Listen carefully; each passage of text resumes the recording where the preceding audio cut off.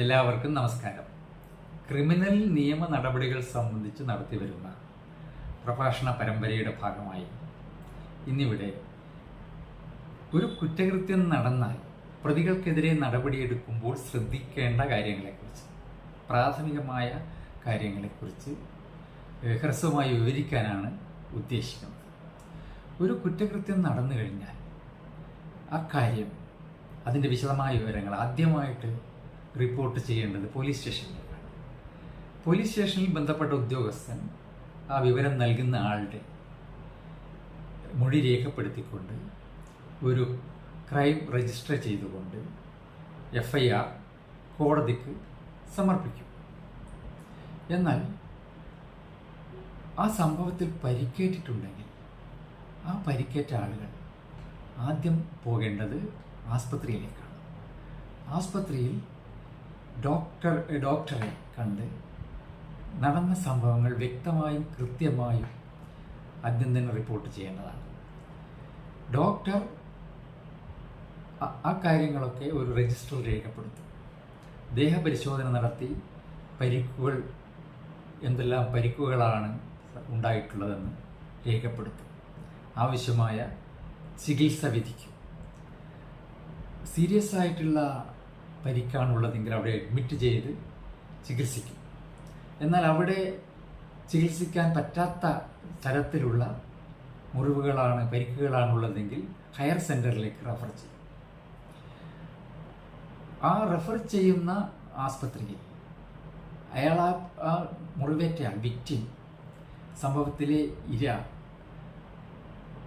Admit ചെയ്തിട്ടുള്ള ആസ്പത്രിയിൽ നിന്നും ബന്ധപ്പെട്ട അധികാര പരിധിയിലുള്ള പോലീസ് സ്റ്റേഷനിലേക്ക് ഇൻറ്റിമേഷൻ പോകും.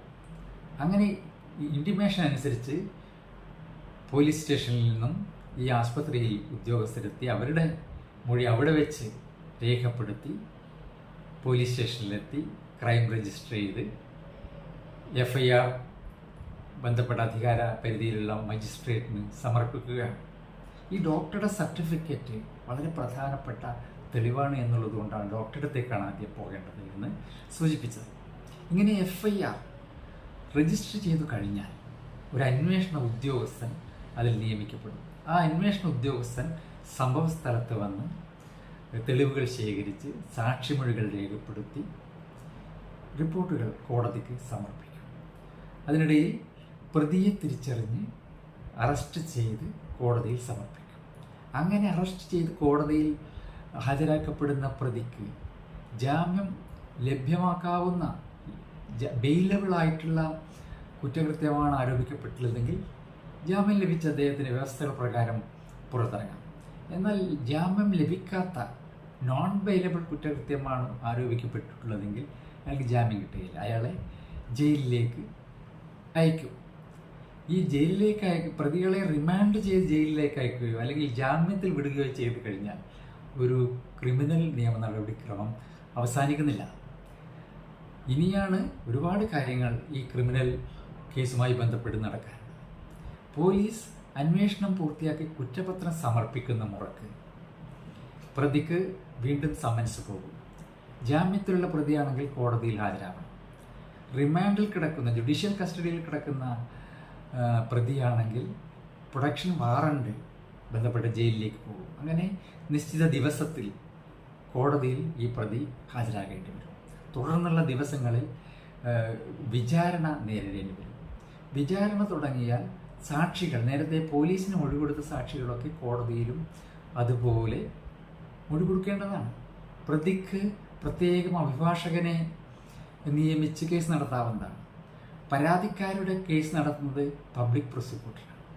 പബ്ലിക് പ്രോസിക്യൂട്ടറാണ് പോലീസ് റിപ്പോർട്ട് പ്രകാരം പ്രതിക്കെതിരെ തെളിവുകൾ ഹാജരാക്കി അയാൾ ചെയ്തിട്ടുള്ള കുറ്റകൃത്യത്തെ കുറിച്ച് കോടതിയെ ബോധ്യപ്പെടുത്തി അതിനുള്ള തെളിവുകൾ ഹാജരാക്കി കേസ് നടത്തേണ്ടത്.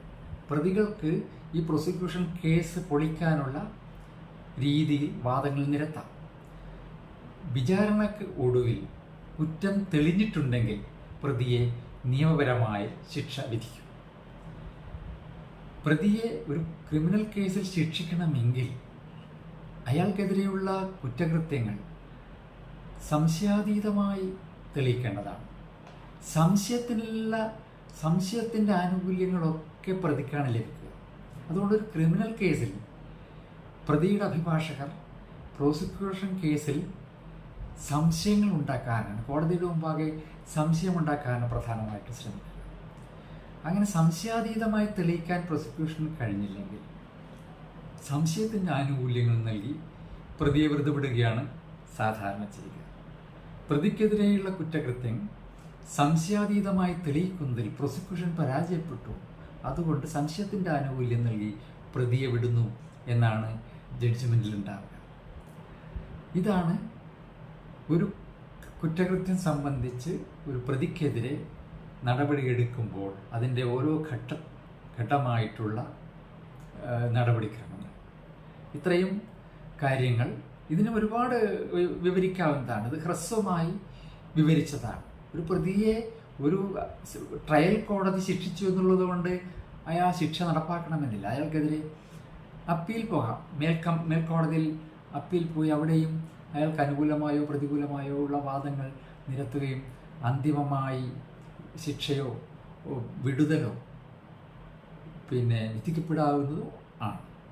ഇത്രയും ആണ് ഈ സന്ദർഭത്തിൽ വിവരിക്കാൻ ഉദ്ദേശിക്കുന്നത്. എല്ലാവർക്കും നന്ദി, നമസ്കാരം.